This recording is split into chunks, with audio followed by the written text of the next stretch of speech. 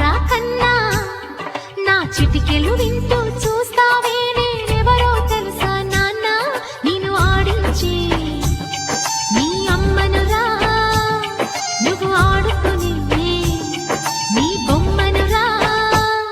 గోపాల బాలుడమ్మ నా చందమామ పదే పదే చూసుకున్నా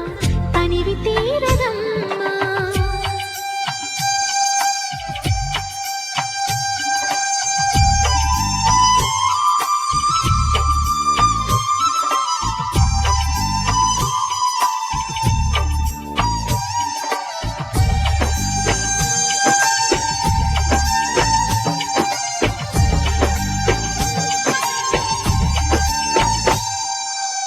గుండె మీద తాకుతుంటే నీ చిట్టి పాదం